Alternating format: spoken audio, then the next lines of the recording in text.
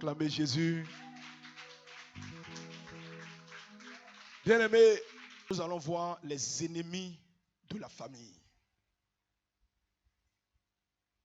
Les ennemis de la famille. Je vais donner 2 ennemis aujourd'hui. Et dimanche, on va parler de comment le diable détruit les familles. Amen. Amen. Les ennemis de la famille, premier ennemi de la famille, d'abord, vous devrez comprendre que le premier ennemi de la famille, c'est le diable. Je vous ai déjà dit ici plusieurs fois que le diable n'aime pas les familles. Amen. Dieu, il est pour la famille, mais le diable n'a jamais aimé la famille. L'objectif premier du diable, c'est comment il va faire pour pouvoir éteindre la famille. Parce que son objectif premier, il ne veut pas de famille. Amen.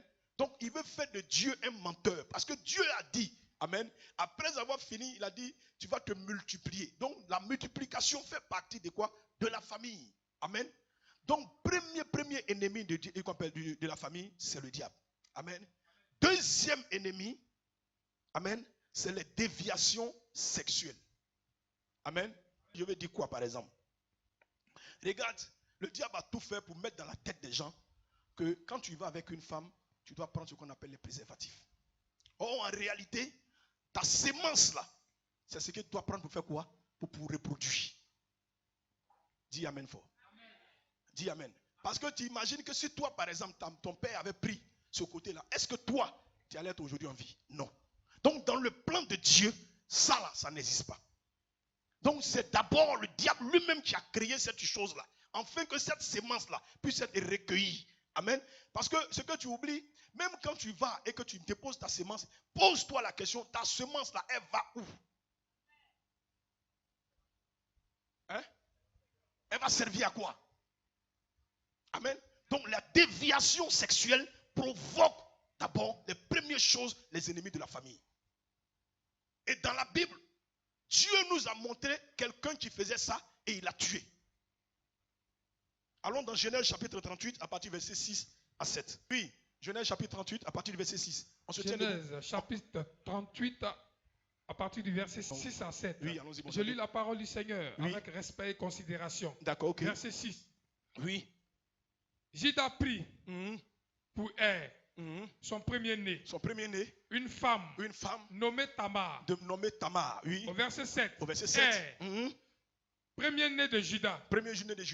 Était méchant aux yeux de l'Éternel. Et l'Éternel le fit mourir. Et l'Éternel le tue. Oui. Au verset 8. Alors Juda à Onan. Oui. À Onan. Oui, voilà. Va vers la femme de ton frère. Va vers la femme de ton frère. Prends-la. Comme beau-frère. Et suscite une postérité. Donc on comprend ici que l'importance de la chose c'est que c'est pour faire quoi? Faire sortir des enfants. Oui, vas-y. Et suscite une postérité à ton frère. Au verset 9. Oui. Onan, sachant que cette postérité là ne sera pas à lui, se souillait à terre. Ça veut dire que quand il va avec cette dernière là, où ça, bon, à quoi des enfants il parle. Quand ça veut venir là, amen, il dit mets à terre. Donc quand tu mets à terre, ça ne peut pas former ce que ça doit donner, puisque c'est quelque chose qui doit aller là-bas pour que ça ressorte et donner des bébés. Oui, qu'est-ce que Dieu a fait? Lorsqu'il allait vers la femme de son frère, afin de ne pas donner de postérité à son frère. Oui. Au verset 10, ce qu'il faisait déplut à l'Éternel. Qui le fit aussi mourir. Donc, il faut faire. Quand ça va venir à terre, tu vas mourir un matin. Non, c'est moi qui ai dit. Non, c'est moi qui ai parlé. C'est où? C'est dans la Bible. Il faut faire. Quand ça va venir à terre, tu vas mourir. Merci.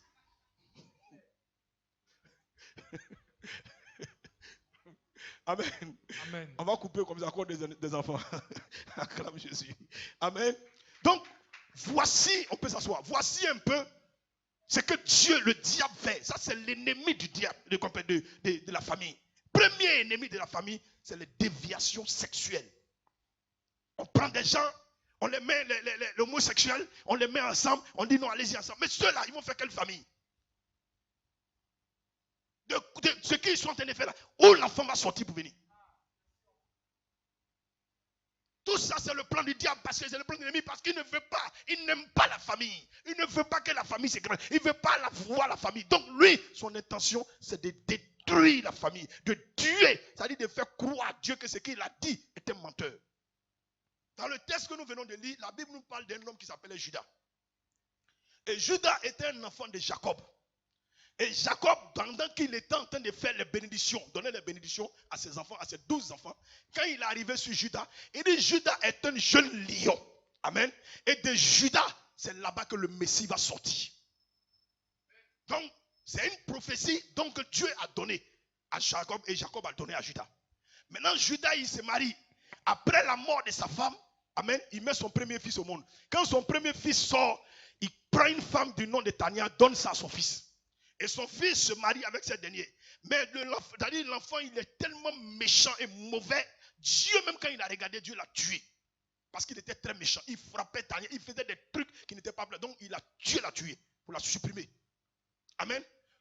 Avant, dans l'Ancien Testament, même dans des familles aujourd'hui, ça se passe. Quand l'aîné meurt et qu'il ne laisse pas de femme, il ne laisse pas d'enfant, on dit, bon, le plus petit, le deuxième qui suit le cadet, prend la femme et fait des enfants avec elle. Amen. Dans l'Ancien Testament, ça existait. Aujourd'hui, dans des familles, ça existe. Amen. Oh, amen. Dans quelle famille ça existe? Qui est là, que dans sa famille aussi ça existe? Tu peux soulever la main. Ah, il n'y a personne. Chez vous, ça existe. Amen. Ah, même dans les vers, les gens là-bas. Okay. Hein? Oui. Ah, ça n'existe plus. Ah, c'est vous qui pensez, sinon ça existe. Hein? Il y a des familles aujourd'hui en Côte d'Ivoire qui dis ça qu'aujourd'hui. Amen. Alors quand l'enfant, son fils meurt, il dit à son fils, il dit à son deuxième, son fils cadet, bon écoute, pour ne pas perdre vraiment la prospérité, amen, donc je te demande pardon, va avec ta belle-sœur, et avec ta belle-sœur, vous allez faire des enfants pour la postérité, parce que la promesse de Dieu avait été déjà dit, que Judas là, c'est de celui-là que Jésus va sortir. Amen. Donc l'enfant, lui, il s'en va avec la fille, il dit bon, parce que lui, il sait que s'il fait enfant avec la fille là, l'enfant là ne sera pas pour lui. Tu as vu non? Donc pour ça, lui quand il va avec la fille, quand ça va venir, il se met à côté et puis il verse là-bas. Il a fait ça une fois, Dieu a vu. Ça déplut à Dieu. Il est parti encore, il a fait la même chose. Dieu dit bon, celui-là il ne doit plus exister. En temps normal, Dieu pouvait lui pardonner, mais il l'a tué. Parce qu'aussi longtemps qu'il sera toujours avec marié cette dernière-là, c'est la même chose qu'il va faire. Donc Dieu doit l'éliminer. Donc Dieu l'a tué. Donc il est resté le dernier enfant. Amen. Et le dernier enfant a été promis encore par la femme. Mais là-bas, ce n'est pas mon message. Après, effectivement, la descendance a poursuivi. Amen. Amen. Donc, pour te dire que la chose la plus difficile, deuxième, c'est que c'est la déviation sexuelle. Le fait qu'on nous dévie, le fait qu'on ne suit pas comme Dieu veut. Si tu brûles, si tu sais que tu brûles trop, marie-toi. Amen. Sinon, tu t'en fais, et puis bon, ça y est dans le truc, caoutchouc. Tu t'en fais, tu mets à terre. Un matin, tu vas mourir pour ça. Ou bien tu fais, quand ça remplit, que c'est rempli, on dit non, tu dis non, va enlever, tu enlèves, tu jettes. Tout ça, ça fait tuer. Tout ça envoie Dieu à te tuer. On ne t'a pas envoyé d'aller faire, tu es parti faire que ça arrive, il faut assumer. Il ne faut pas tuer. Tu tues, tu as un problème avec Dieu. Amen. Amen. Maintenant, deuxième ennemi, c'est la société. Aujourd'hui, les gens, la société ne donne plus la force de se marier. Parce qu'aujourd'hui, ça arrive dans les pays européens, même en Côte d'Ivoire, ça existe. Les gens se marient sur contrat. Amen. On se marie pour 2 ans. On se marie pour 6 mois. Si demain après demain tu ne me plais plus, j'ai dit, bon écoute, on divorce. Et puis on s'en va changer les papiers. Il me remarie encore. Donc la société même n'encourage plus le mariage. Ça c'est l'ennemi. Donc elle n'encourage plus le mariage. C'est marié. Avant, nous on nous a appris que quand une femme te plaît, tu t'en vas draguer la femme. Quand tu commences à la draguer, vous commencez à cheminer ensemble. Après cheminement, tu t'envoies à ses parents. Tu dis à ses parents que la fille me plaît. Et puis tu commences à faire ce qu'on chez nous on appelle coco. Tu fais coco. Après coco, tu tournes un peu. Tu t'en fais la dot. Après la dot, un peu. Paf, tu la maries. Mais aujourd'hui, dans l'affaire des coco, il y en a qui ont enceinté les sœurs. Elles sont remplies. Au moins 10 enfants sont là-bas. Il n'y a pas de mariage. Parce que la société même ne donne pas de la valeur au mariage. Amen. Il y en a même dans d'autres là. Ça fait au moins 40 ans ils sont dans d'autres là. Ça est là comme ça. Ça ne va pas avant, ça ne vient pas, ça est là. Amen. Tout ça, ce sont les ennemis de la famille. Amen. Dis amen fort. Donc ils sont là. Il n'y a pas un truc. Et puis ils sont à l'aise, ils sont là. Mais si tu as été doté, et que le monsieur, ce n'est pas pour toi, il a été marié quelque part, malgré que tu as été doté là, le jour où quelque chose arrive au monsieur, tous les biens du monsieur là vont aller vers la femme qui est mariée. Et puis ils vont laisser toi la doter. Parce que les régies de la Côte d'Ivoire disent que pour qu'une femme soit reconnue, il faut qu'elle soit mariée légalement. Ça, ce sont dans les papiers. Donc si toi tu es doté et que tu es là, tu n'es pas encore passé au mariage, le jour où ce dernier la meurt, toi tu es foutu. Tu n'auras rien. Tu n'auras rien. Au Ghana, par exemple, eux, ils ont accepté la dot.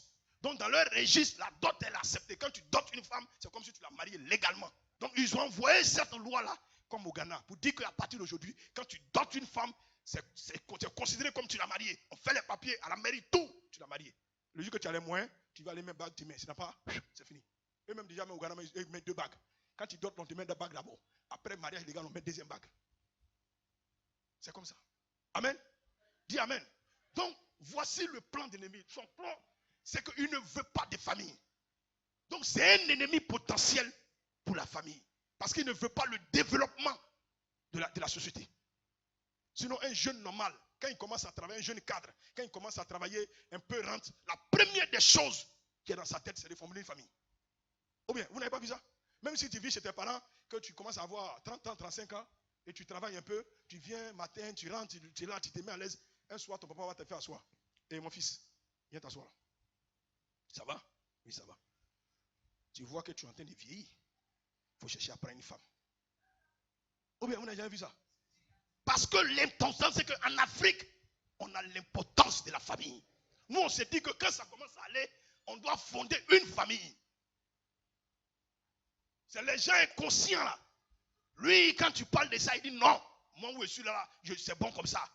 Je vais vivre comme ça. Mais tu vas mourir comme ça. Parce que tu es venu seul, tu vas partir seul. Dieu t'a fait pour que toi, à travers toi aussi, tu puisses avoir d'autres familles. Donc, le premier ennemi de la famille, c'est le diable. Deuxième, c'est les déviations sexuelles. Troisième, c'est la société. La société ne donne plus la force. Quand tu parles aux vieux avant là, quand tu allais voir, tu dis papa, je vais me marier. Oh, mon petit, tu veux te marier? Ah, petit, est-ce que tu es prêt? Il te décourage parce qu'il ne veut même pas. Il va te dire femme. Tu es découragé. Mais vous ne voyez pas ce qui se passe? Parce que tu t'en trouves un papa, vraiment, Dieu m'a fait grâce, j'ai eu l'argent, je travaille aujourd'hui, je vais prendre une femme pour épouse. La première des choses, il va te dire, non, oui, c'est vrai, mon fils, ça c'est bon. Il va te dire, mon petit, est-ce que tu es prêt? Femme, son affaire est compliquée, hein? Mais c'est compliqué, toi tu es marié. Amen. Arrêtez là. Donc voici le cadre de la société a fait que le mariage n'est plus important aux jeunes. Les jeunes sont là, ils ne veulent plus se marier, ils vivent dans les maisons, ils sont avec les femmes, ils ne font rien. Pourquoi? Parce qu'on allait demander un conseil à un papa. Une maman aussi, on l'a vu. Ma fille, maman, je vais me marier. J'ai trouvé un jeune qui est bien, vraiment, il est bien. Toi, tu es sûr. Un jeune brouteur viné que je vois là, c'est lui là, tu es marié. Ma fille, fais attention dans le mariage, hein? Non, tu peux l'encourager pour lui dire, ma fille, c'est vrai, tu veux te marier. Mais est-ce que l'homme là, tu peux le faire venir? Bien aimé, c'est comme ça. Il faut qu'on encourage le mariage. Donc aujourd'hui, en Europe, tu arrives, les gens se marient pour 2 mois, 3 mois. Quand je suis fatigué, je divorce. Je me prends Akissi. Akissi, 3 mois aussi, je suis fatigué, je laisse Akissi. Je me prends Adjo. Adjo, 6 mois, je laisse Adjo. Donc lui seul comme ça là, il a au moins 6 femmes qu'il a divorcées. Et puis il vit comme ma vie. Pourquoi? Parce que le mariage n'a plus de valeur. Va à la justice. La plupart des personnes qui divorcent, c'est les chrétiens. Ils se marient samedi. Le samedi prochain, ils divorcent. Pourquoi? Parce qu'il ne s'est pas préparé. Le mariage, c'est un engagement. Le mariage, c'est un engagement. On ne se lève pas comme ça pour dire non, je vais me marier. Parce que non, parce que j'ai vu Adjo se marier, moi aussi je vais me marier. Non, le mariage, c'est un engagement. Et c'est une responsabilité. Parce que le mariage peut détruire ta vie. C'est bon de se marier. C'est bon de vivre en famille. Mais un mauvais mariage peut tuer ta vie. Donc prends ton temps. Prends ton temps, sois patient. Trouve la femme que tu veux. Hein? Il faut bien observer. Que Dieu vous bénisse.